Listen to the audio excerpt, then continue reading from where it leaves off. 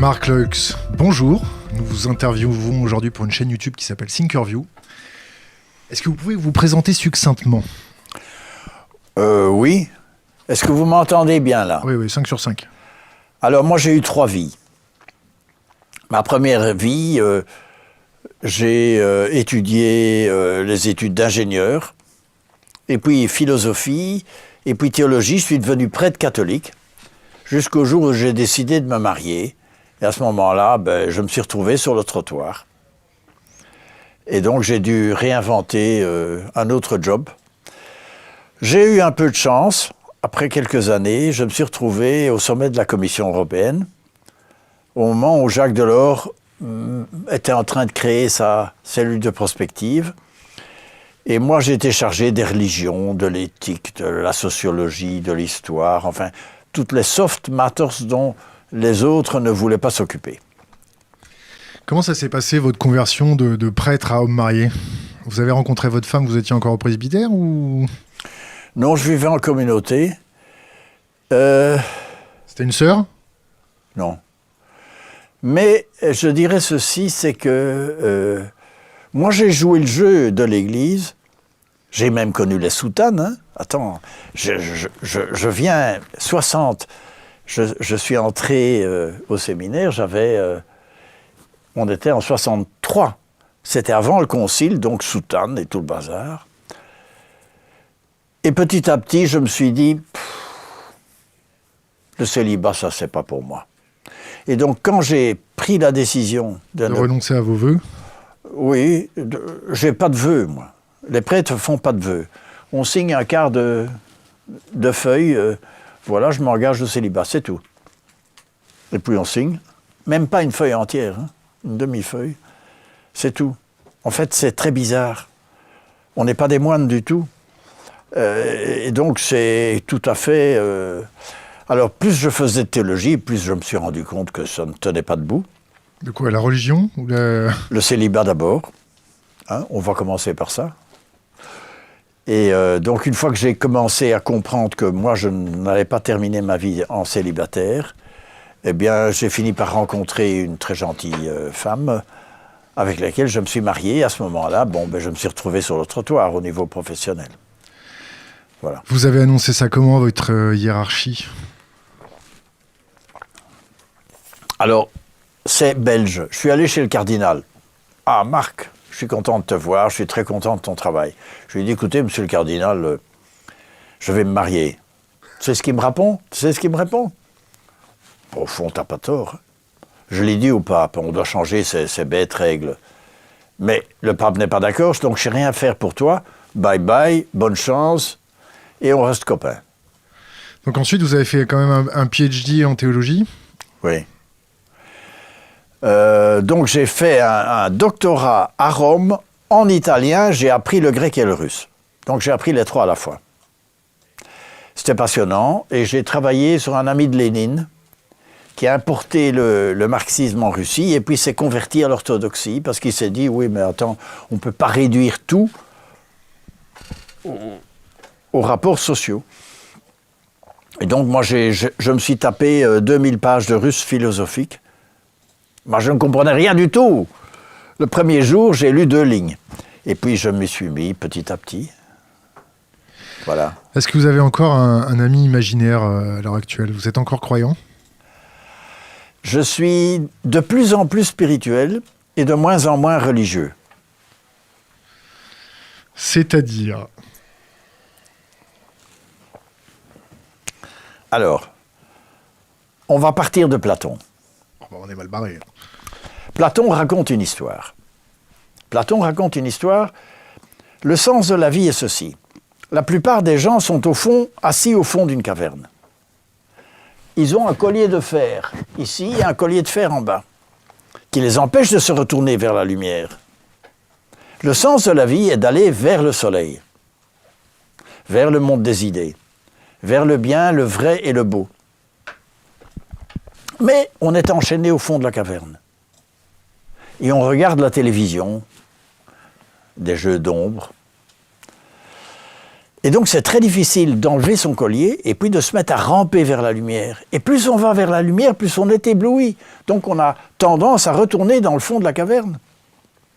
Et quand finalement on s'est habitué, on a habitué son regard à la lumière du soleil, et qu'on rentre dans la caverne et qu'on dit aux autres, mais vous savez, la réalité, l'être, le sens de la vie, il est dehors, il n'est pas dans la caverne. Ne croyez-vous pas, demande Socrate, que ce messager va être tué? Et ça s'arrête là. On a un pote qui est le fondateur du programme spatial français qui s'appelle Jacques Blamont, qui a écrit un bouquin qui s'appelle Introduction au siècle des menaces.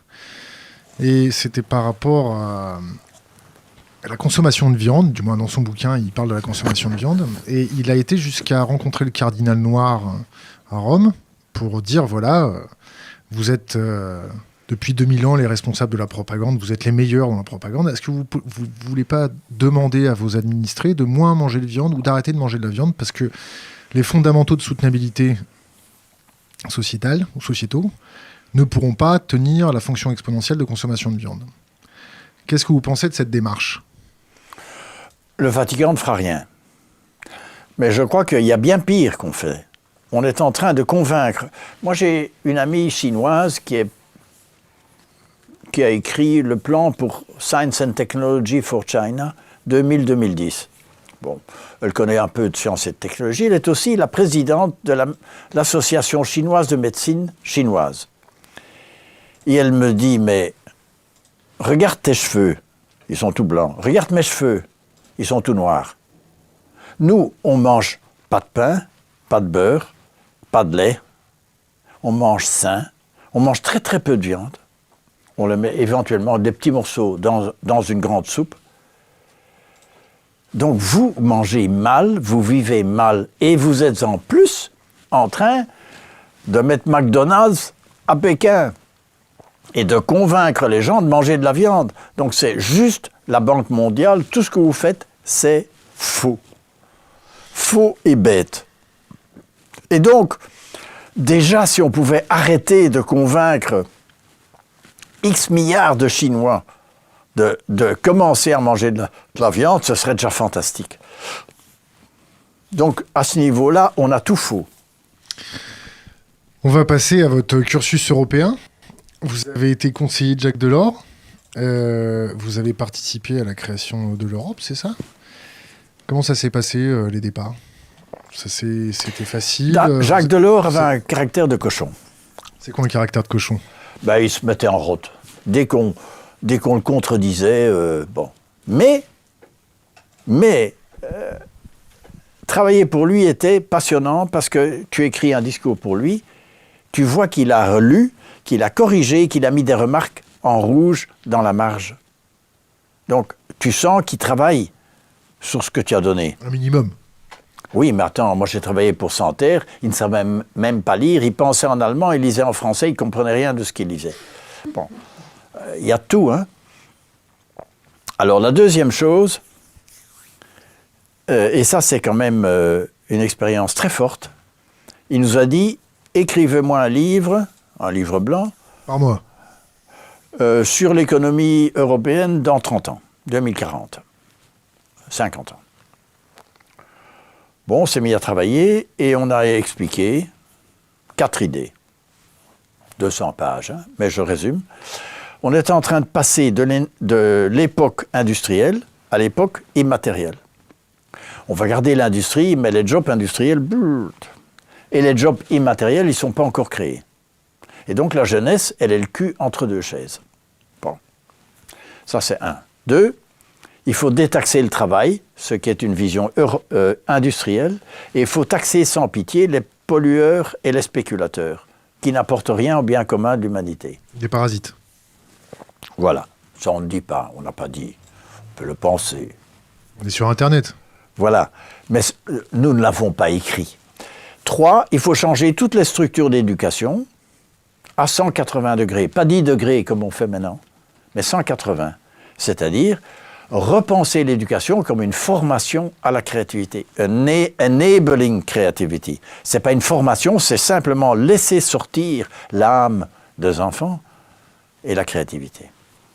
C'est un autre paradigme d'éducation. Vous avez dit l'âme. C'est quoi l'âme? C'est l'être. Est-ce que vous pensez que l'intelligence artificielle arrivera un jour à toucher l'âme? Non. Mais je pense que nous allons droit vers un débat sur l'éthique de l'intelligence artificielle. Parce que les GAFA et les Californiens d'aujourd'hui sont 3 niveaux en dessous de mes amis qui étaient les penseurs de la Silicon Valley il y a 30 ans. C'était qui? Willis Harman.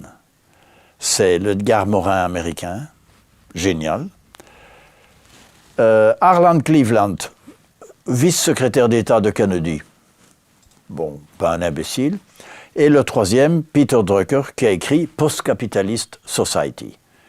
C'est le seul livre qu'on ne cite jamais, mais c'est le grand penseur, le plus grand penseur du management mondial.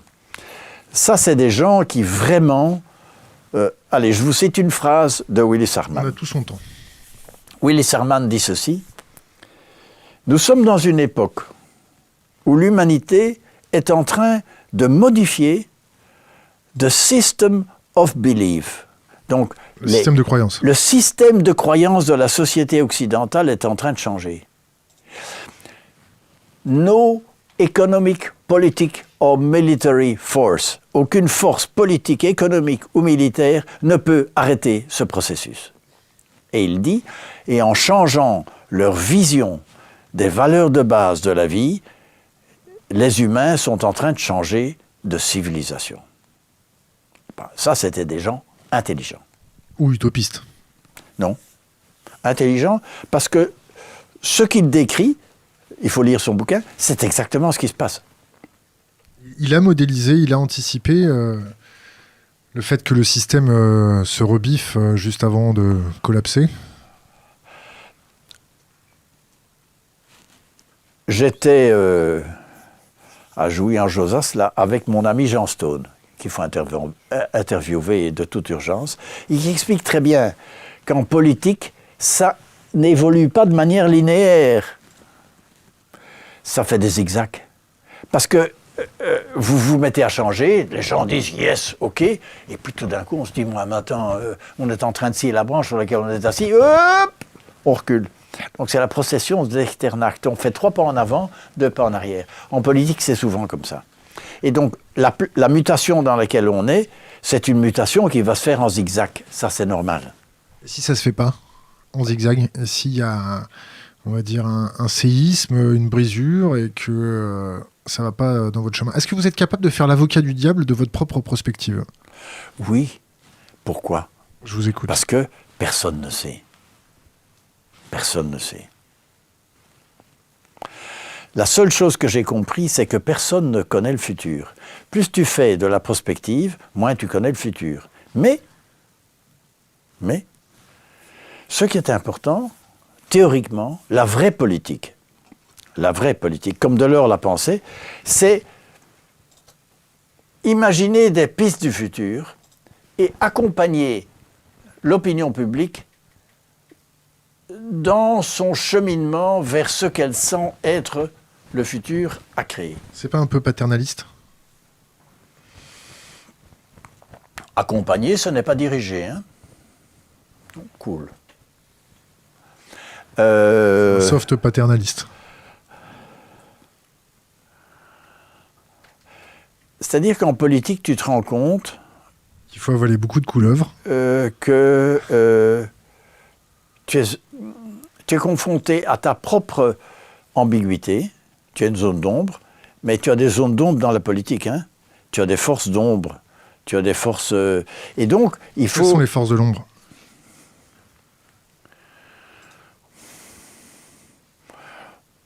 C'est d'abord notre peur collective du changement. C'est aussi les mafias.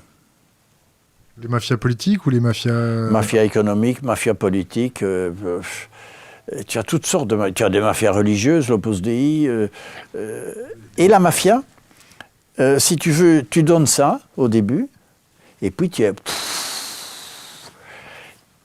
Et donc c'est comme une intelligence collective négative. Attends, c'est fort, hein? Bon, et en politique, il faut tenir compte de l'intelligence collective positive, mais aussi du négatif. C'est ça qui n'est pas simple. Alors, si on peut se tutoyer, t'es belge. Oui, oui. On va envoyer un peu de steak, c'est ce soir, on est en direct, il est 18h39. Ces forces de l'ombre, si elles gagnent, c'est-à-dire que si ta prospective un peu utopiste de le changement de civilisation, il va y avoir l'empowerment de la population va s'emparer de ces nouvelles valeurs, va y avoir un basculement des consciences pour avancer ensemble. Bon, d'accord. Si ça marche pas, si entre guillemets, les forces de l'ombre gagnent, c'est-à-dire que le capitalisme prédateur asservit l'esprit critique de la masse, que la masse est mise en esclavage par de l'intelligence artificielle ou, on va dire, remis au rebut, qu'est-ce qui va se passer? Alors, il est clair qu'il y a des gens qui désirent vraiment faire ça. Et ils l'ont publié, ils l'ont dit. Qui? Des gens comme ceux qui possèdent la Banque centrale américaine, qui est une banque privée. C'est toujours JP Morgan, tu retrouves toujours les mêmes. Il y a des gens, le Bilderberg Group, la trilatérale. On connaît la trilatérale. Qu'est-ce Oui. que tu leur reproches? Mais ce sont des gens qui sont là pour protéger, d'abord pour protéger leurs intérêts, mais plus que ça, pour diriger le monde vers une aliénation vraiment du grand nombre. Je crois. Si je te dis la démographie nuit à la qualité des cerveaux, ça te fait penser à quoi? Ben alors, on tue des gens, hein, et on imagine des maladies, tout ça est prévu, et c'est possible. Tout ça sont des scénarios tout à fait possibles. Alors qu'est-ce qu'on fait? Alors, moi, ma conviction personnelle, mais c'est un choix. Je sais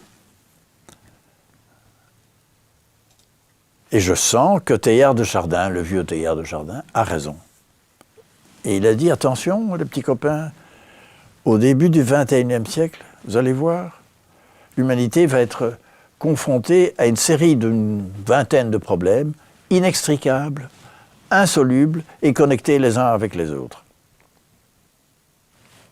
Ma che facciamo? Qu'est-ce qu'on fait?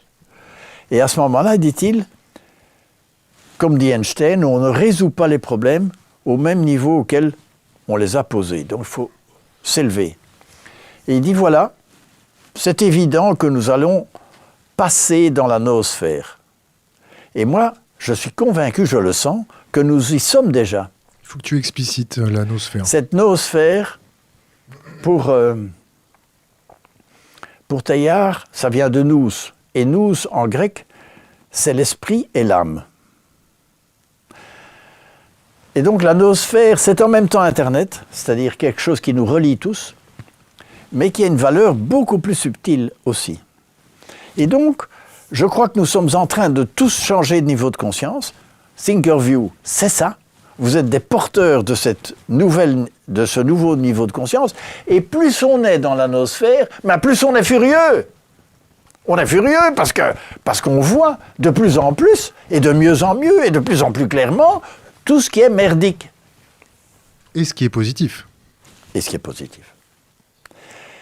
Et les gens sont furieux, c'est ça qu'il faut expliquer aux gens. C'est que leur colère, quelque part, est liée au fait qu'eux-mêmes changent de niveau de conscience, mais ne s'en rendent pas compte. Parce qu'ils regardent vers le bas, ils ne regardent pas vers le haut. Enfin voilà, ça c'est ma vision à moi. Est-ce que tu connais Krishnamurti? Oui. Qu'est-ce que tu en penses? Ce que j'ai lu quelque part, c'est que il était appelé à quelque chose d'extraordinaire et qu'il a refusé. Donc ça reste un très grand spirituel, mais quelque part, il n'a pas réalisé ce pourquoi il était... Prédestiné? Oui. Mais génial, hein? Donc. Et je crois d'ailleurs que Jésus ne voulait pas du tout de fonder le christianisme. Jésus, tu parles de qui? Du leader de la secte chrétienne il y a 2000 ans? Je crois que Jésus était un grand initié. Par qui? Il a subi pas mal d'initiations. Probablement qu'il est allé, il a fait le tour de l'Inde, etc. On ne sait pas ce qu'il a fait entre 15 et 30 ans. Il y a des livres qui disent ça. Je crois que c'est... Et la seconde chose, c'est que probablement son message, c'était la transfiguration. Ça, c'est le vrai message. Et le clergé Ben non, rien. Attends. a dévoyé le message, c'est ça? Mais ils n'ont rien compris, évidemment. Et donc, le niveau énergétique de l'humanité, il y a 2000 ans, n'était pas capable... Ça veut dire quoi, énergétique, il y a 2000 ans? Parce que là c'est... Le niveau de conscience, je dirais, la capacité de comprendre. Il avait choisi des gens très humbles, mais tellement humbles qu'ils n'ont pas compris. Mais d'ailleurs, les intellectuels n'ont pas compris. La seule qui avait compris, c'était la femme de Pilate, qui lui a dit « Attention, chérie, ce type-là, j'ai eu un rêve. » Bon. Mais... Ça a mal terminé, hein. Ça a mal terminé. Et... Qu'est-ce que vous pensez de Saül? Saül? Qui a fait tomber le temple, là? Oui, je sais pas. Mais la chose la plus intéressante dans l'Évangile, c'est quand même la transfiguration. C'est-à-dire la transformation des cellules du corps et de l'ADN des cellules du corps. C'est ça que Jésus a probablement fait. C'est-à-dire qu'il faisait déjà de l'épigénétique avant tout le monde? Oui, tout à fait. L'épigénétique étant très bas niveau, un début de commencement d'explication de ce qui est en train de se passer. On revient sur l'Europe. Oui. Parce que là, on dévie un peu. C'est intéressant aussi. Hein. On va y revenir, il n'y a pas de problème. C'est l'avantage de notre format. Est-ce que l'Europe a été fondée sous influence américaine pour faire un débouché pour le marché américain? Alors, est-ce que l'Europe est gangrénée, vérolée, infiltrée par des éléments extérieurs américains pour influencer les décisions de l'Europe? Du temps de Delors, non. Maintenant, oui. Mais, il faut lire les mémoires de Monnet. Les mémoires de Monnet expliquent ceci. En 1949, les Anglais sont allés au département d'État. Et moi, je le sais par Harlan Cleveland, qui était en train de préparer le plan Marshall. Il était responsable du plan Marshall pour l'Europe. Enfin, bon. Et le type me dit, Harlan Cleveland, on a reçu les English d'abord, qui nous ont dit Commonwealth, Commonwealth, Commonwealth, marché, marché, marché.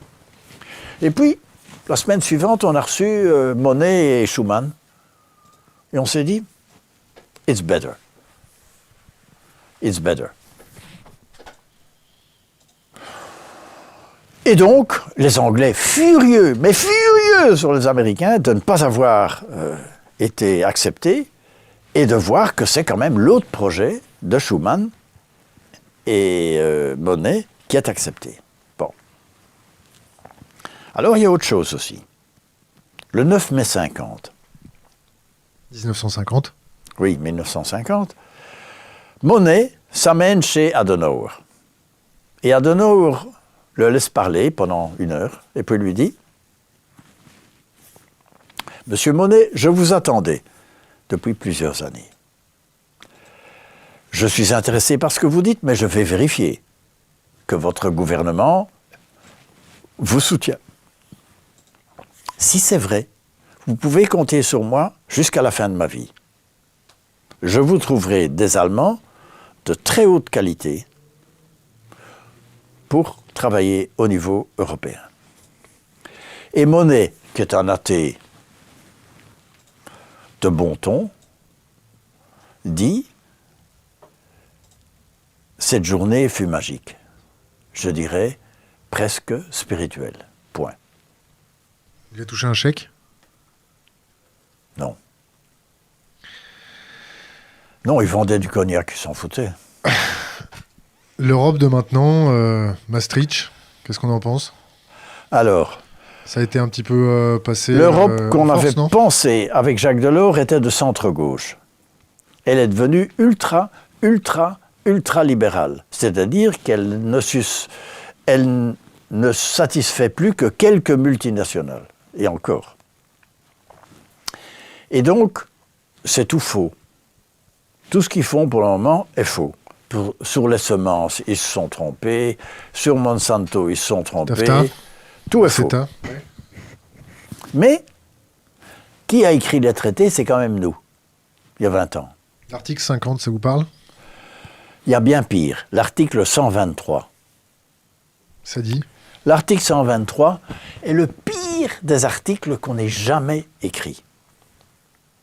Ça interdit aux banques centrales de faire de l'argent. Et ça oblige les banques centrales de demander aux banques de faire de l'argent pour eux et puis de le prêter à la banque centrale avec un intérêt. Et donc toute la crise de la dette est produite sciemment par l'article 123. C'est toi qui as écrit ça? Et ça a été écrit, ça s'appelle... C'est toi qui as écrit ça? Non, c'est pas moi qui ai écrit l'article Ça va, je suis 123. rassuré. Mais c'est probablement J.P. Morgan et quelques-uns, toujours les mêmes. C'est C'est... asservir les peuples par la dette? Oui, Pourquoi personne ne le dit? je sais pas. Parce que quand tu le dis, les gens ne publient pas. Tu vois, si je vais dans Journal Le Monde, qui l'a dit? C'est Rocard avant de mourir. Et puis il est mort. Son dernier vidéo, tu vas voir sur YouTube, le dernier vidéo de Rocard, il explique ça. C'est Puis il est beau. mort. C'est beau quand même. Oui, c'est pas mal. Pourquoi il faut attendre que les vieux soient vieux pour qu'ils commencent à l'ouvrir? Bon, nous l'avons dit dans le rapport du Club de Rome au Parlement européen. En quelle C'est année? marqué. Qui s'appelle, en français, Non à la toute-puissance des banques. Il y a un tout petit sous-titre, Rapport du Parlement européen, du Club de Rome au Parlement européen sur la monnaie. C'était quelle année? 2013, 2014. Tu sais ce que ça veut dire? Si on a servi les peuples par la dette. C'est-à-dire qu'ils vont toujours courir pour pouvoir rembourser et Alors, c'est une concentration de pouvoir extraordinaire. ce qu'on a fait avec la Grèce, tout faux. Parce que Delors, du temps de Delors, quand les Espagnols sont entrés, les Portugais et les Grecs, on a dit « Ah, ils ont des dettes énormes. » Très bien, très bien. Et Delors a dit « We give money. » Nous donnons de l'argent, nous ne prêtons pas. Pourquoi? Quand tu vois la gestion du franc français à Bercy, chaque année, on fait les comptes. L'Ardèche est en dessous de zéro. La Drôme est en dessous de zéro. Bon, La Corse est en dessous la de Corse zéro. et la Zambèze, la Corrèze. Bon. Que fait Bercy? Ben, il les met à zéro. Et l'empreinte pour eux, sur les marchés. Oui, tout à fait. Mais à 1%. 0,5. Non, ça doit être Tandis 0,5. que si tu dis à la Corrèze d'emprunter sur les marchés, ben, elle va payer 15%. Et donc, Delors a toujours imposé au chef d'État qu'à l'intérieur de la zone euro, il faut donner de l'argent, à des conditions. Si tu donnes 100 milliards à la Grèce, ben, ils vont accepter. Par exemple, tu mets comme condition, il faut que l'Église orthodoxe paye ses taxes. Bon. Il n'y a que de l'extérieur que tu peux le faire. Parce que pour bouger l'Église orthodoxe en Grèce, attends, il faut le faire. Bon. C'est une mafia? Mais tu peux dire, hein, C'est une mafia, l'église orthodoxe en ben, Grèce? c'est-à-dire qu'ils sont là depuis... Ils ont été la puissance qui a aidé les Grecs à tenir le coup pendant 700 ans de domination turque. C'est un peu comme l'Église catholique en Pologne. Ils font partie de l'identité nationale. Et donc c'est très difficile de bouger à ça. Mais tu peux le dire, écoutez, on vous donne 100 milliards. Mais, next year, l'Église doit payer ses taxes. Et on fait venir l'Église orthodoxe à Bruxelles et on leur dit, écoutez, voilà. Bon. Ça, c'est le genre de choses qu'on pourrait faire. Mais pour ça, il faut construire l'Europe politique. Et nous, imbéciles, on ne l'a pas fait. Donc Delors est parti en disant, il faut construire... On a fait l'euro, mais il faut le guidon politique pour manager cet euro.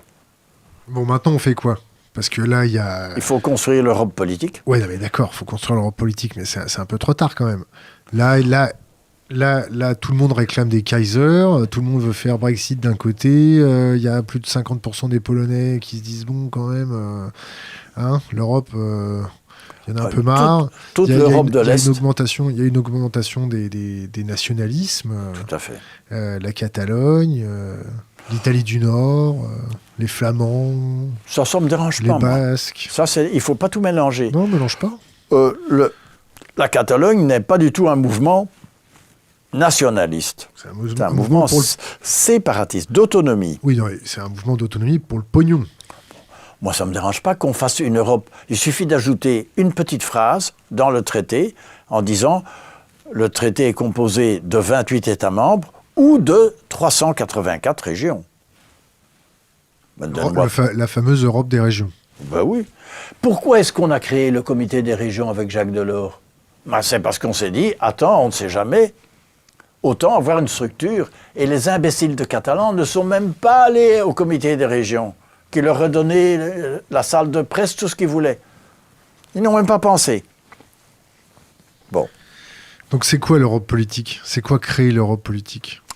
C'est d'abord la gestion de l'euro. Il faut beaucoup de force politique pour dire merde aux Allemands. Et ça, il faut une structure politique. Et pour dire, attention, à la fin de l'année, nous ne prêtons pas d'argent aux gens qui sont endettés, mais nous leur donnons avec des conditions. Attends, si tu reçois 200 milliards d'euros, tu peux accepter quelques conditions. 200 milliards, ça fait beaucoup quand même, non? Mais oui, mais attends, le trou de la Grèce, c'est ça, hein? Et le trou de l'Europe, il est à combien? Je sais pas. Mais attends, quand il s'agit de rembourser les banques, ils ont trouvé 700 milliards en 2 jours. Ouais. Le LTRO, le quantitative easing, et je t'en passe les meilleurs, c'est ça? Et évidemment, c'est ce que les Allemands ne veulent pas. Enfin, le type dans son wheelchair, là, ils ne veulent absolument pas. C'est créer des bonds européens. On fait des bonds européens et on fait de la dette.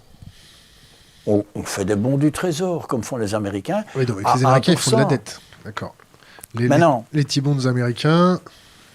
Dans 30 ans, il est possible qu'on ait un système monétaire, parce qu'on va monter de niveau de conscience, qu'on ait un système monétaire où il n'y a plus d'intérêt. Voilà. Ça, c'est possible. Alors, tu parles de niveau de conscience. J'adore cette phrase. Est-ce que tu es au courant de la consommation énergétique, du pic énergétique, de l'épuisement des ressources, de choses comme ça? Tout à fait. Donc, tu es en train de me dire... Je m'excuse, je vais vous choquer. Oui, le Club de Rome. Et donc Tesla, qui est un génie, le Serbe, a inventé une voiture qui a fait 600 km avec un moteur quantique. On a fait brûler son laboratoire 2 fois et on l'a fait exploser 1 fois, pour être sûr les 7 que sœurs. ce moteur quantique... Bon. Il y a des ingénieurs qui ont fait tourner ce moteur quantique, ils sont tous morts dans un accident d'avion, de voiture, ou bien une intoxication alimentaire. Oula, t'es complotiste en plus. Il y a un gouvernement qui, l'année passée, le gouvernement indien a dit « Moi, j'ai pas de charbon, j'ai pas de pétrole. Donc, il a demandé à M. Tewari, qui est une toute grande famille d'ingénieurs de l'Inde, de développer le moteur quantique. L'ambassade d'Amérique et plusieurs ambassades occidentales et d'Arabie Saoudite lui ont dit « You should not do that ».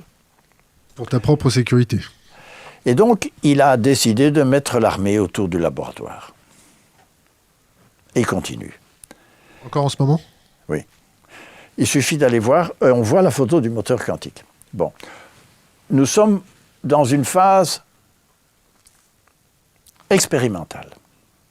On est en train de rattraper ce que Tesla a dit il y a 100 ans. Attends, hein? Ça fait 100 ans. Hein? Mais Si ce moteur quantique, donc ça consomme 50 watts et ça produit 10 000 watts indéfiniment. Donc tu crées une centrale, au lieu de nucléaire, une centrale quantique, qui, le coût de l'énergie, c'est 0. Bon, ça fonctionne avec le champ de Planck. Je vous passe les détails. Mais, ce qui est en train de se passer, c'est que ça fout en l'air le programme politique des Russes, des Saoudiens, des Américains, de tout le monde. Parce que toutes les guerres sont autour de tubes de pétrole, pipes. Tu supprimes tout ça et tu mets l'énergie gratuite. Et libre. Et libre. Dans une société immature de transformants. Tu t'es déjà amusé à balancer, on va dire, Je sais. 15 kilos de céréales à 150 000 sauterelles? Alors, je dis ceci, c'est que nous sommes devant une société, je dis qu'il y a à peu près 15 chantiers de cet acabit-là qui vont mettre 30 ans à évoluer. Tu ne vas pas arrêter le moteur quantique. Parce que moi, je sais que Tesla avait parfaitement compris. Et donc, on va le retrouver. On va le faire fonctionner, malgré tout le monde. Et ça va faire péter tous nos schémas géopolitiques bêtes et méchants. La trilatérale, tu comprends? C'est la plaque tectonique. La trilatérale contrôle très bien la vieille plaque tectonique. La nouvelle... Ils savent contrôler la chute des arbres, mais ils ne savent pas contrôler la pousse des arbres, c'est ça? Non, ils ne voient pas la nouvelle plaque tectonique. Tu vois, la plaque tectonique industrielle va entrer en dessous de l'autre. Ils ne la voient pas, la nouvelle. Ils ne la voient pas. Ils ne savent pas la contrôler, ils ne la voient pas. Donc ils sont très forts dans le contrôle du vieux, mais ils ne voient pas le nouveau. Donc c'est juste le contraire de vous. Vous voyez le nouveau et vous sentez le contrôle des vieux. Mais la bonne nouvelle, c'est qu'ils ne parviennent pas à contrôler le nouveau. Ils ne savent pas. Tu ne sais pas contrôler un réseau. Ça travaille en réseau. Ils ne savent pas contrôler le réseau. Bon, on pourra revenir sur cette notion-là. Je voudrais qu'on revienne sur l'épuisement des ressources. On va admettre que Tesla avait raison. Oui, c'est une hypothèse de travail. Qu'il y a dans les coffres énormément de solutions énergétiques. Il y a un bouquin sur Tesla qu'il faut lire absolument. Qui est? C'est Theodorani. Alors Theodorani est un génie qui est professeur à l'Università di Bologna, mal vu, parce que fou. C'est un surdoué. Et donc son bouquin sur Tesla et sur David Bohm, c'est génial, absolument génial. Il explique tout ce que Tesla avait compris. Bon. Les fêlés laissent passer la lumière, c'est ça? Non, il explique même que les génies comme Einstein et Tesla étaient des gens qui étaient connectés à la mémoire akashique de l'humanité. Mais enfin bon. Oui. Attends, c'est un physicien quantique, hein? Ah ouais. Et il l'explique à partir de la physique quantique. C'est ça qui est passionnant. Bon, là, ça devient un peu mystique. Bon, revenons sur l'énergie libre dans une société transformant, immature. Si je donne l'électricité gratuite à tout le monde, si je donne l'électricité gratuite à toutes les industries, est-ce qu'elles vont, grâce à ça, épuiser encore plus? Qu'est-ce qu'elles vont faire? Est-ce qu'on a 30 ans pour changer la mentalité, alors que ça fait plus de 50 ans qu'on apprend aux gens depuis le berceau qu'il faut consommer sur une fonction exponentielle? Un changement Thomas Kuhn explique ça très bien. Un changement de paradigme, il faut attendre que les vieux schnocks ou bien meurent, ou bien prennent la pension. Il faut 30 ans, minimum. Donc moi je dis, avec Delors, on avait dit attention, c'est il y a 25 ans, on est en train d'y arriver. Je te coupe, parce que là je suis obligé de te couper. T'as pas l'impression que les vieux schnocks qui sont en train de claquer, ou du moins qui attendent leur pension avec gourmandise, ils ont mis derrière eux, ou ils ont sélectionné les jeunes qui leur ressemblaient, c'est-à-dire déjà vieux? Oui. Mais Thomas Kuhn explique très bien que quand tu arrives avec Einstein qui arrive avec la relativité restreinte d'abord, et puis générale. Et pour finir, on a tellement pressé sur le pauvre Einstein qu'il a désavoué sa relativité générale. Mais il avait raison. Bon. Thomas Kuhn dit il y a 4 stades. D'abord, on t'ignore. Et puis, on te critique en disant que tu es irrelevant. En plus, parfois, on te fait des menaces de mort. Et le 4e stade, on dit, mais we always said that. Et donc, ce type qui a écrit, c'est rien du tout. Bon.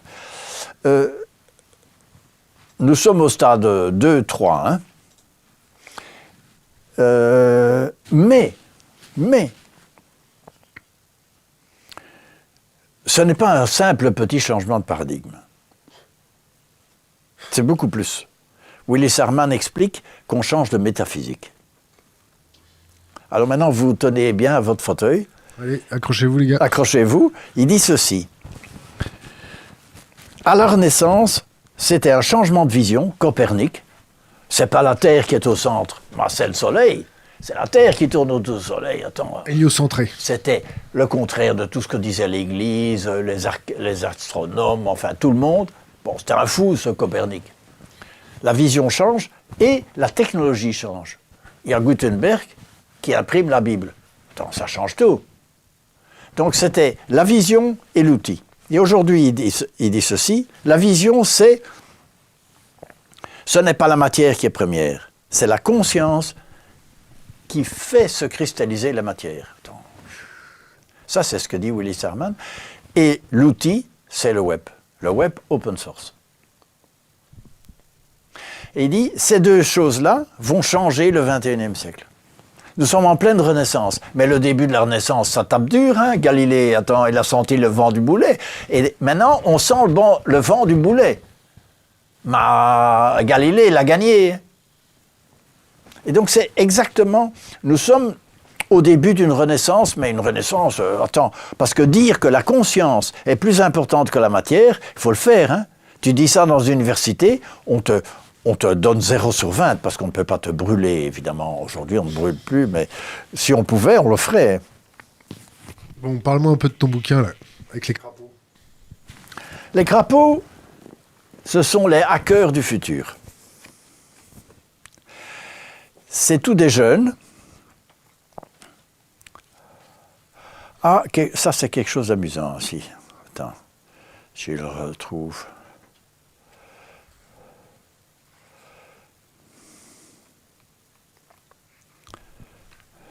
T'as pas mis de notes? Ah, voilà.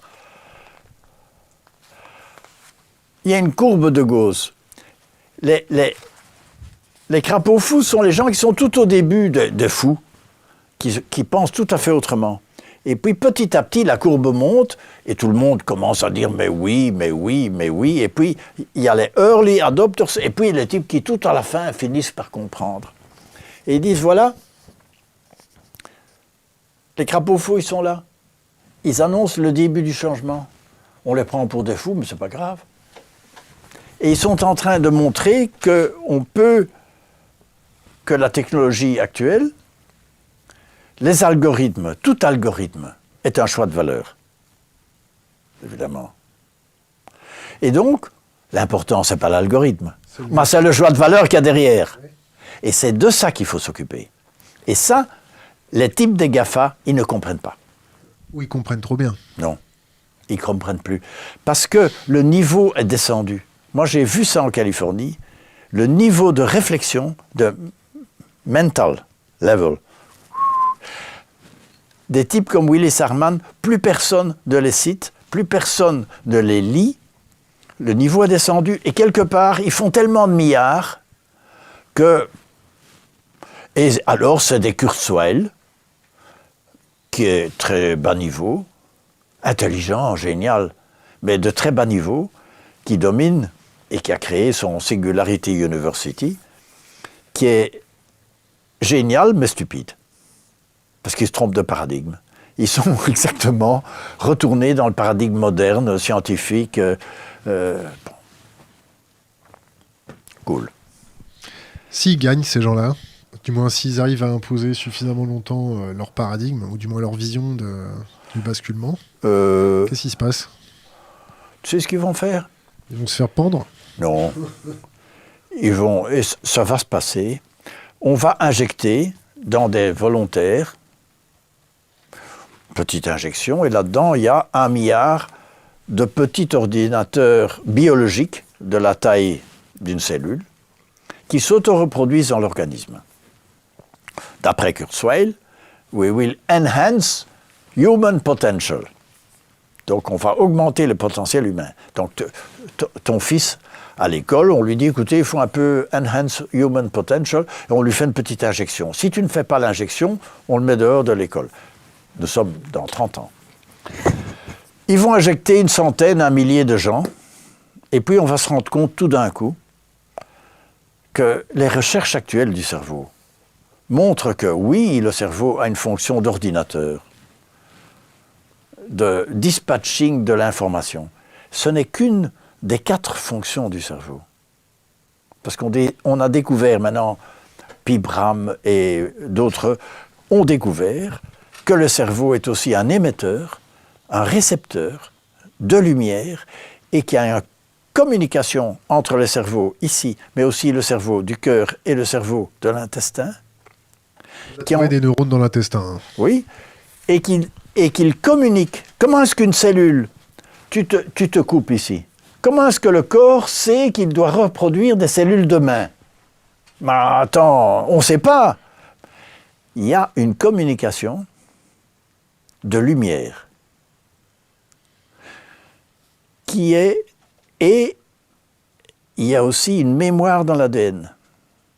Et donc les cellules parviennent à faire la synthèse de tout ça. Donc là, on revient à l'épigénétique, c'est ça?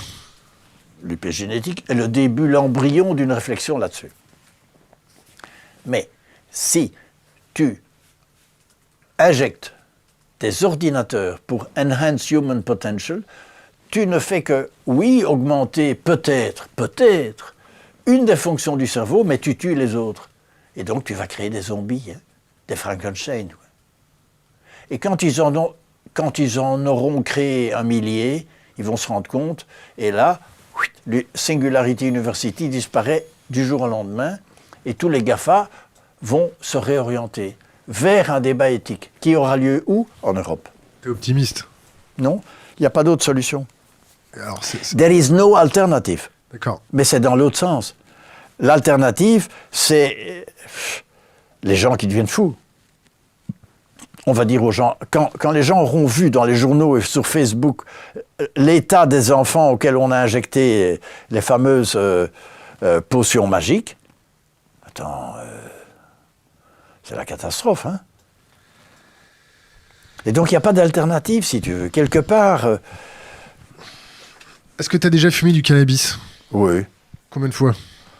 2 ou 3 fois. T'étais prêtre ou t'étais pas prêtre? Non, c'était en Inde, ça coûte beaucoup moins cher. En Belgique, c'est moins cher, non? En Belgique, c'est moins cher aussi. Bon, dis-moi, s'il n'y a pas de plan B, s'il n'y a pas l'alternative, on va dire...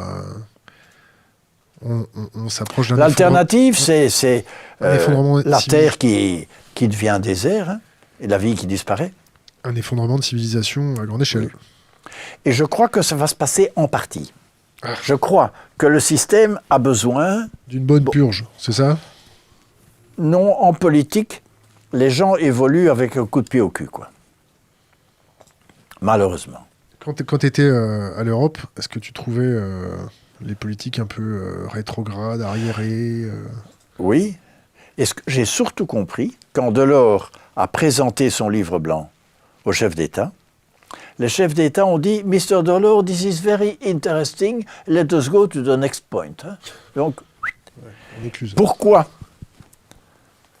Parce qu'il est très difficile, extrêmement difficile, en politique de vendre le changement. Alors, tu peux pas te faire élire. Alors, le premier politicien qui dit la vérité, c'est quoi?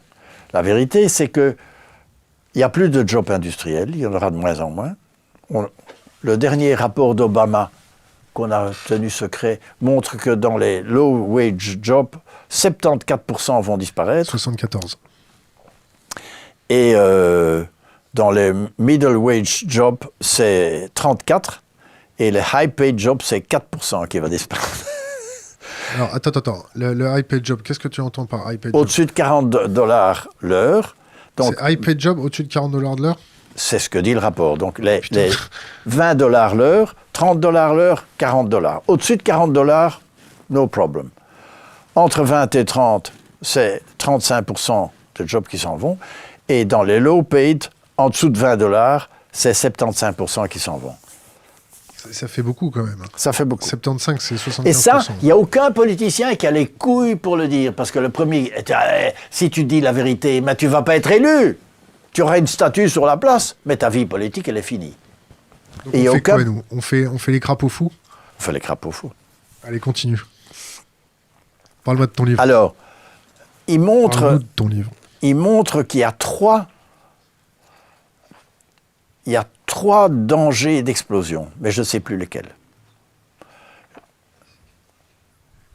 Je sais qu'un des trois, c'est le big data, Oui. mais les autres, je ne sais plus. Tu t'en rappelles plus? Non. C'est toi qui as écrit le bouquin, tu m'as dit? Non. Moi, j'étais dans les crapauds fous. On a été invités dans un endroit merveilleux près de Marseille. On a passé 3-4 jours à discuter, à échanger, etc. Et puis, tout le monde a noté. Et alors, il y a autour de Tangiem, là, il y a une petite équipe qui a écrit le bouquin. Voilà. C'est absolument passionnant. Ton deuxième bouquin que je vois par terre, c'est quoi? Ça, c'est mon bouquin. Alors, ça s'appelle « Surgissement d'un nouveau monde ». Vous pouvez aller sur mon site qui est marcleugs.be. À gauche, c'est gratuit. Donc, vous l'avez, mais pas avec le même titre pour ne pas avoir d'ennui avec mon éditeur. Parce que l'éditeur veut qu'on donne le bouquin électronique à 16 € maintenant. Donc, moi, je l'ai gratuit. Mais si tu veux le papier, alors là, il faut passer par l'éditeur et ça coûte 30 €. Mais à gauche, tout est gratuit. Voilà. Et ce que je montre, c'est valeurs, vision, économie, politique, tout change. Tout est en train de bouger. Les religions, elles vont quoi? Elles vont accepter, elles vont pas accepter? Est-ce qu'elles sont prêtes à sauter? Les religions, le danger, c'est qu'elles deviennent comme la compagnie des wagons-lits russes. Vas-y, explique parce qu'ils vont pas comprendre. Bon, la compagnie, après la révolution russe, il n'y a plus de wagons-lits russes. Les wagons-lits russes. Mais l'entreprise a continué à exister, avec des actions, etc., qui ne valaient plus rien.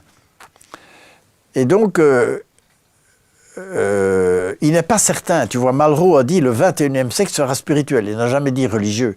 Je crois que les religions sont en train...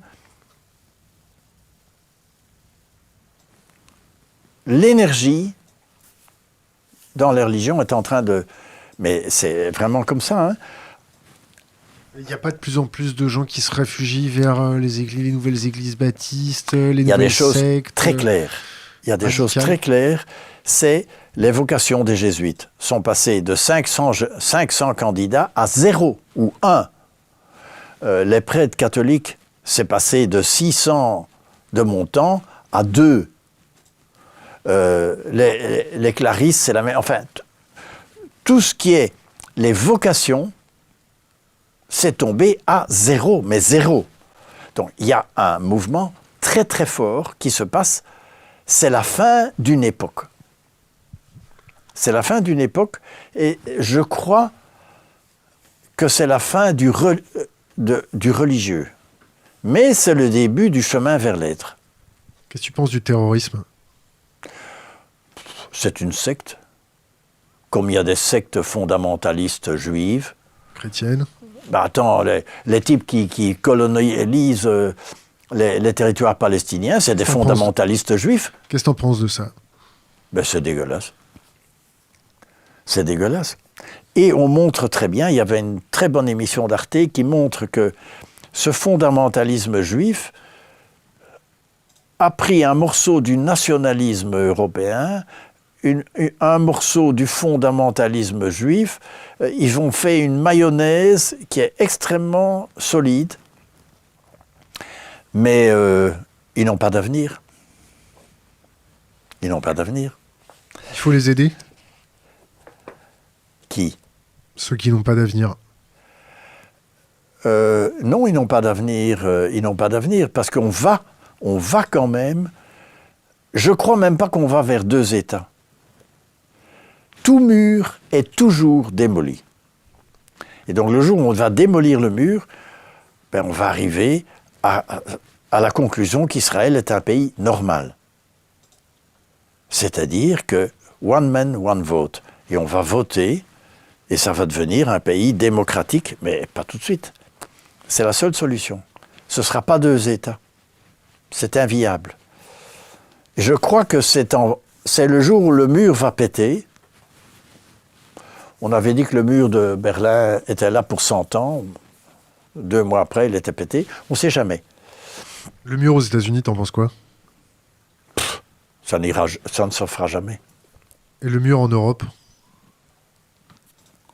Où? Tu sais qu'il y a des projets de faire des murs en Europe. Mais On ne sait pas si on va le faire en Espagne, on ne sait pas si on va le faire en Italie. Non, mais les Hongrois l'ont fait. Hein. Non, ils n'ont pas fait un mur, ils ont fait des barbelés. Ça coûte moins cher. Oui, mais c'est Ouais, électrique. C'est étanche. C'est étanche. C'est la même chose. Hein.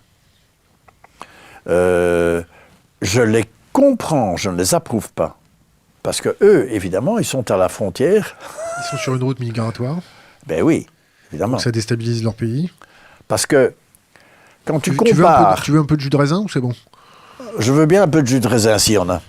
Quand tu compares la politique allemande... Oui, oui. Alors c'est du jus de raisin... agrémenté. Hop là. Je te mets le jus. Donc je t'écoute. Hein. La politique allemande, quand même, a absorbé 1 million d'immigrés, et les Français n'ont pas été capables et les Belges d'en absorber plus que 50 000. Ils ont absorbé 1 million d'immigrés, pas encore. Là, ils en ont reçu 1 million, mais est-ce qu'ils se sont bien adaptés en Allemagne? Hein? Oui. Mais Yves Montand, c'est un immigré. La plupart... Sarkozy, c'est un immigré de noblesse hongroise.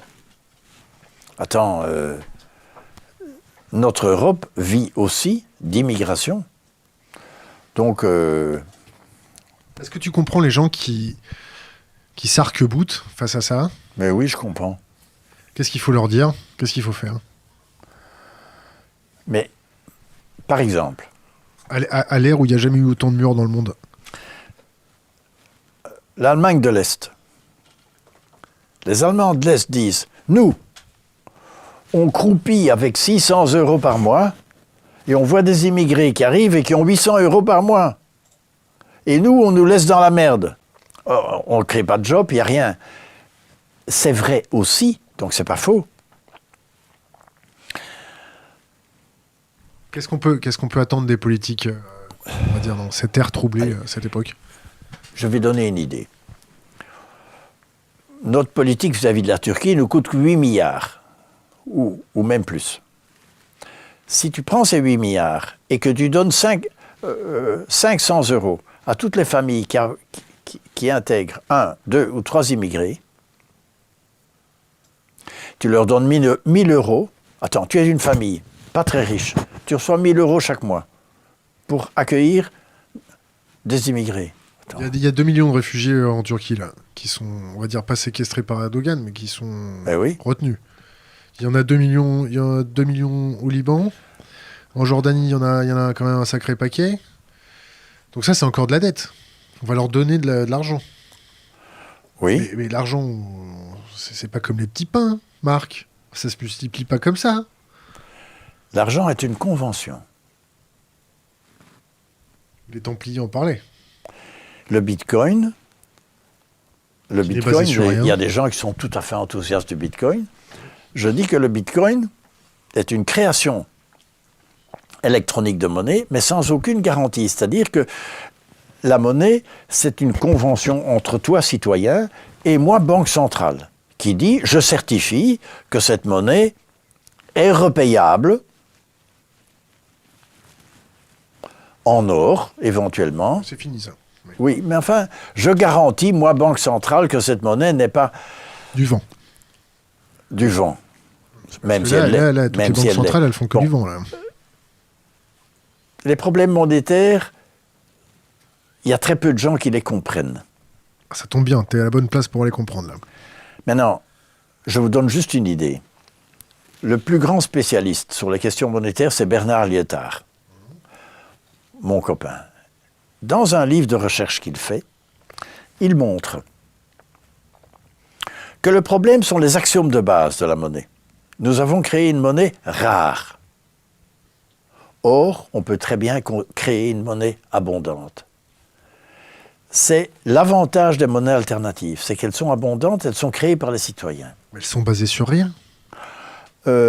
Oui, mais la monnaie de l'Amérique est basée sur rien aussi. Exact. C'est une convention symbolique, la monnaie. C'est depuis 72, oui, c'est plus baqué sur l'or, c'est ça depuis 72, quand oui, je crois. 72, ouais. Alors, question d'Internet. Il parle de la fin des religions en se basant uniquement sur la religion catholique. Qu'en est-il de l'islam et du judaïsme? Qui parle de qui, quoi? Donc toi, Marc, tu dis que la fin des religions en se basant uniquement sur la religion catholique. Qu'en est-il de l'islam et du judaïsme? C'est une question d'Internet formulée par qui? Alors, on a fait un congrès à la Commission européenne. C'est sûr que tu as le temps, hein, parce que là, il est déjà 19h24. Hein. Moi, j'ai le temps, oui. Sûr? Oui. Bon. Si je pars à 8h, tranquille. T'es sûr de ton coup? Oui. Mais oui, j'ai 8h25. Bon, bah, d'accord. Allez, 8h moins 10. D'accord. Allez, continue alors. Nous avons fait un colloque sur le changement de civilisation et les religions. Governance and Religion. Nous avons invité le plus grand spécialiste de l'islam au monde, qui est conseiller de tous les grands gouvernements, et il habite Londres.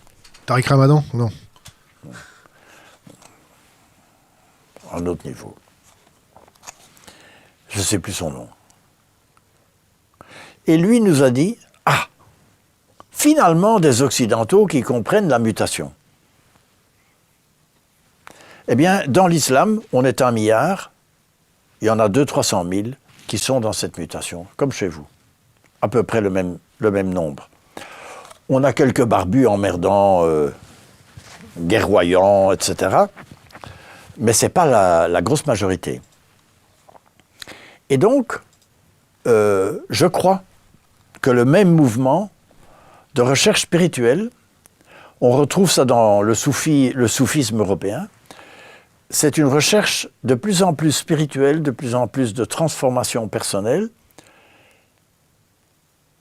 et qui est, à mon avis, moins religieuse.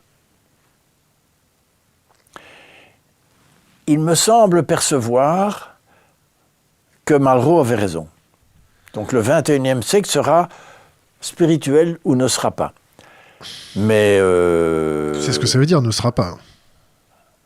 Oui. Ça veut dire que ça va être c'est une le collapse boucherie. de l'humanité. C'est ça, c'est une boucherie sociale, tout le monde, c'est chacun pour soi et Dieu pour tous. Oui, ou bien, tu sais, on peut avoir un cataclysme comme il y a eu pour la fin des dinosaures et 3/4 de l'humanité disparaissent en une journée. Hein. C'est possible. Bon. Tout ça est possible. Qu'est-ce que tu penses du journalisme? Des journalismes? Est-ce que les journalistes ces correctement leur travail pour informer la population de tous ces enjeux? Si tu lis, une chose que j'aime bien, c'est GEAB. Ah, le think tank GEAB de Franck Bianchiri, qui est décédé il y a... Bon, je me rappelle plus. Il y a 4 ans. J'avais beaucoup discuté avec lui sur la Syrie quand il était en train de se battre. Continue. Eux montrent, ils ont fait un schéma qui montre que pratiquement toutes les chaînes de télévision, les journaux, tout ce qui est médias et presse est racheté par 4, 5, 6 personnes.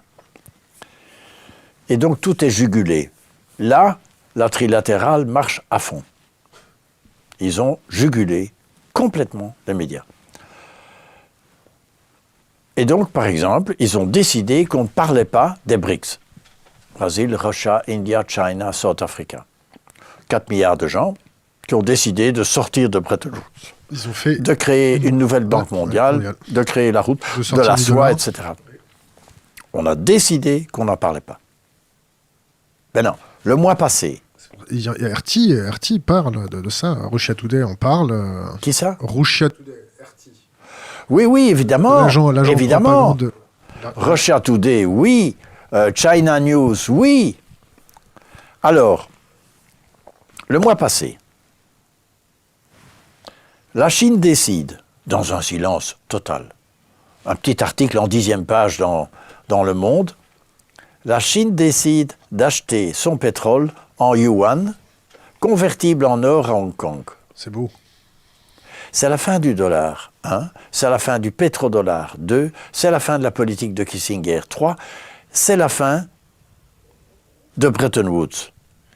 Punto et basta. Donc la Personne ne l'a dit.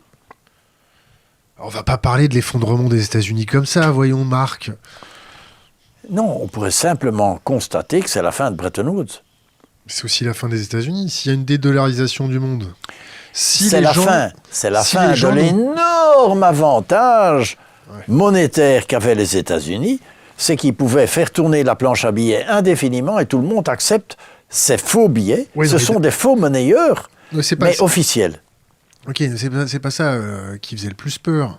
C'est que si les Américains te sortaient de la zone dollar, tu te retrouvais un peu en short en plein hiver quand même, non? Non, c'est pire que ça. Le jour où la monnaie américaine redevient une monnaie nationale, on va dire,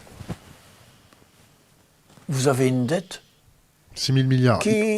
Non, beaucoup plus que ça, qui correspond à 1, 2 ou 3 fois le PIB mondial. Exact. Bon. Mais dans la Constitution, ils peuvent la répudier. C'est marqué noir sur blanc dans la Constitution américaine qu'ils peuvent... Le jour où ils répudient leur dette, les bons du Trésor passent à 0. Et donc, le scénario du dollar qui tombe à rien, comme le Deutschmark entre les deux guerres, n'est pas du tout... Et ça veut dire que l'armée américaine rapatrie... ça veut dire que la police n'est plus payée, ça veut dire qu'il y a un danger de guerre civile. Tout ça sont des scénarios possibles. J'ai même lu un scénario... Que le GEAB a théorisé il y a à peu près 5 ans. Un petit peu. Oui. Mais depuis que Banquieri est mort, c'est moins bien. C'est moins bien. Il y a même un scénario qui a été écrit il y a 5... J'ai reçu un bouquin, écrit en allemand, qui s'appelle Palmblatt Manuskripten, écrit en vieux tamoul par des rishis, des sages indiens, au XVIe siècle. Et ils annoncent d'abord qu'un des grands monuments symboliques de la plus grande puissance du monde vont être attaqués par des objets volants. Oula. Je t'avais dit de ne pas reprendre du jus de raisin quand même. Hein. Et quelques années après, ils annoncent, mais je ne sais pas si c'est vrai, le collapse de la monnaie de ce pays. Donc c'est un scénario possible.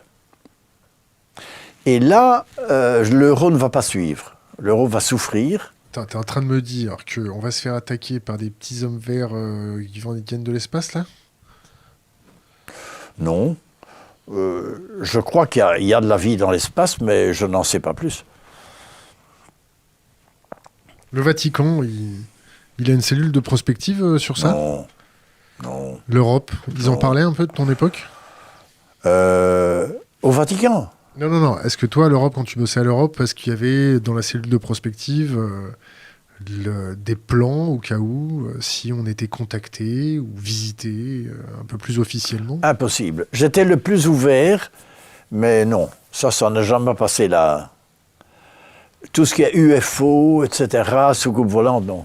Ça n'a... Bon. Ils sont très fermés d'esprit quand même, non? Moi, je crois évidemment qu'il y a de la vie dans les autres planètes, et que ces gens vivent à des niveaux énergétiques complètement différents. C'est pour ça que les soucoupes volantes apparaissent et disparaissent, parce que ce sont des phénomènes énergétiques que nous ne pouvons pas comprendre avec notre physique nucléaire, newtonienne actuelle. Notre niveau de science est beaucoup trop bas. Ils ont dû te prendre pour un extraterrestre à l'Europe quand tu leur racontais des trucs comme ça, non? Mais ils ont dû halluciner. Je me tu vas en cachais, faire halluciner pas mal, là. Je me cachais derrière Willis Harman et derrière des... Attends, nous parlions tous d'une même voix, hein. Le secrétaire d'État, Harlan Cleveland, jusqu'à sa mort, on était grands copains. Lui était le président de la World Academy of Art and Science. Donc, et donc on a fait venir la World Academy of Art and Science à la commission, etc. Bon. Donc ça avait l'air quand même assez sérieux. À la cellule de prospective, on faisait attention à ce qu'on disait, évidemment. Mais ce qu'on a écrit il y a 20 ans était quand même très audacieux. Tu connais d'autres cellules de prospective, du moins de centres d'analyse de prospective stratégique ailleurs, genre en Belgique, il y en a, en France, tu les connais un peu? Tout ce qui existe, y compris à la commission, ça s'appelle le GOPA, Group of Policy Advisors, c'est nul. Pourquoi c'est nul? Parce que c'est des planqués qui sont carriéristes? C'est des planqués qui sont dans le vieux système. Et qui sont, à la limite, ils sont d'accord avec la trilatérale. Il n'y a pas d'innovation. Nous étions les seuls. Par contre, de mon temps, je me suis promené à la Maison-Blanche. J'ai été parler au groupe des Policy Advisors. Et j'en ai découvert 2 sur les 12 ou les 15 qui étaient ouverts, qui étaient mal vus par les autres. Ils sont encore vivants? Oui, oui.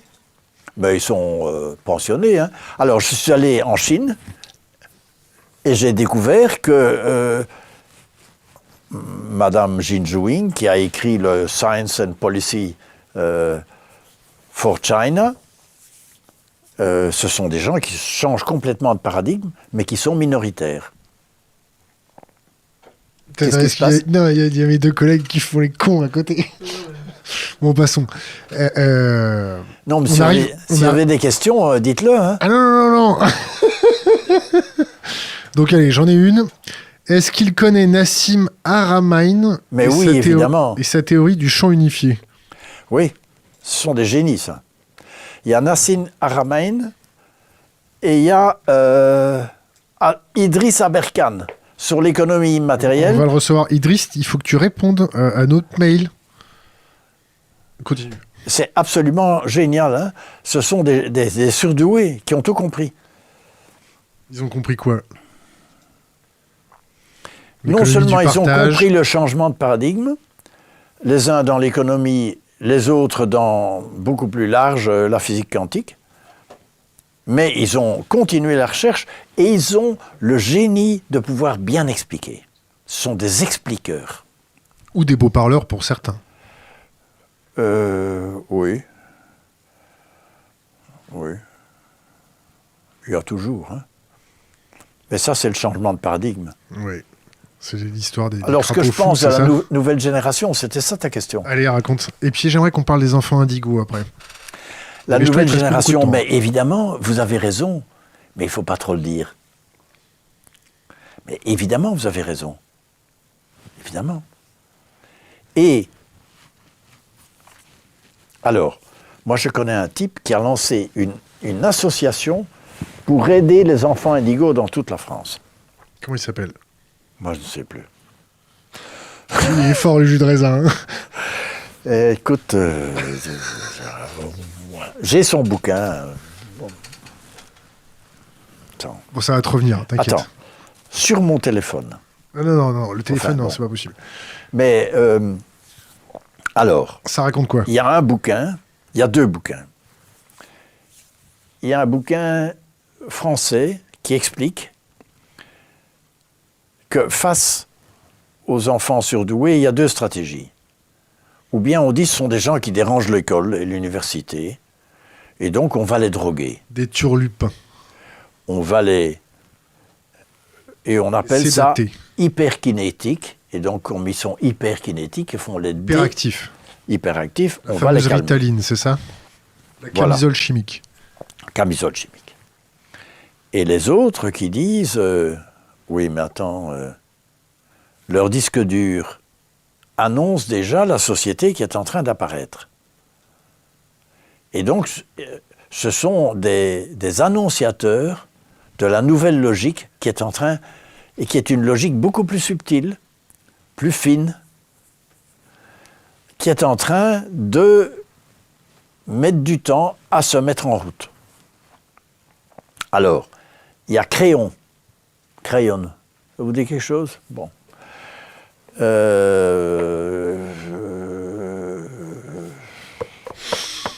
C'est un Américain qui canalise, et qui a écrit un bouquin qui a fait 100 000 exemplaires, un succès fou, qui est traduit en 17 langues, sur les enfants indigos, montrant aussi que dans l'évolution, lui, son point de vue, alors, il part des autres planètes. Tout le monde est en train de regarder, dans les autres planètes, ce qui se passe sur la Terre. Parce que l'évolution de la Terre intéresse tout le monde. Parce que la Terre... Tu connais le paradoxe de Fermi? Non. Je vais continuer ce que Vas-y, bien sûr. La Terre est en même temps très intéressante parce que c'est très concret, mais c'est des énergies très basses. D'autres planètes se situent à des énergies beaucoup plus hautes. Bon. Tu parles en termes de fréquence? Oui. Je sais pas très bien. Et la transformation qui est en train de se passer est symbolique et importante, semble-t-il, pour l'ensemble de la galaxie et même l'ensemble du cosmos. Et donc les gens viennent voir. Il y a beaucoup de soucoupes volantes. Alors, il y a... Maintenant, on se tient, mais il y a Van Cauwelaert qui a écrit le dictionnaire de l'impossible. Je ne sais pas si vous avez déjà lu ça, mais ça, il faut lire. Alors, il explique ceci. On a pris des photos à Tchernobyl et à Fukushima, là. Bon. Un jour avant l'explosion, il y a eu 3 soucoupes volantes qui sont venues sur ces installations. C'est quoi tes sources? Ben justement, c'est C'est quoi ses sources à lui? Il était là-bas, sur place, c'est lui qui a fait les photos? Tu vas voir dans le bouquin. Je dis simplement ce qui a été expliqué. Et c'est un type assez crédible parce que justement, il fait des recoupements. Il dit voilà ce qui est dit dans le rapport de la NASA. Bon. Il semble que les soucoupes volantes ont fait que l'explosion de Tchernobyl soit 10% de ce qu'elle aurait pu être. Même chose pour Fukushima. Fukushima. Fukushima. Fukushima Donc, Daiichi, les extraterrestres, dans ce cas-ci, auraient, d'après Van Cauwelaert, il faut aller voir dans son bouquin, il parle aussi de la transfiguration, c'est amusant. Il dit, voilà, c'est impossible. C'est impossible qu'il y ait des soucoupes volantes, qu'il y ait diminué, voilà, c'est impossible. Mais d'autre part, voici les témoignages de la presse de ceci, de ça. C'est assez intéressant. Il y a 3 bouquins. Il a écrit un premier dictionnaire de l'impossible, un deuxième dictionnaire de l'impossible, et le troisième, c'est au-delà de l'impossible. Et ça, c'est un channeling d'une dame avec Einstein et Tesla. Attends, c'est incroyable. Maintenant, you like it or not. Mais l'avantage de Van Cauwelaert, c'est que il a une approche très cool en présentant des faits. Il nous reste 5 minutes. Je vais venir à la... Si, vas-y, pose ta question. Il nous reste... Il est à 42, ouais. Laisse-nous un conseil pour les jeunes générations. Une bouteille à la mer, qui sera impérissable et immortelle sur le net. Alors, ne vous laissez pas intimider par la trilatérale. Ou les autres. Ou les autres. On n'est pas intimidé par la trilatérale. Oui, mais quand même. Ne vous laissez pas intimider par tous ceux qui disent qu'il n'y a pas d'alternative. Nous sommes dedans, nous nageons dedans. 2. Il y a un bouquin qui s'appelle « L'intériorité citoyenne », écrit par Dansbourg, un Belge, qui dit ceci.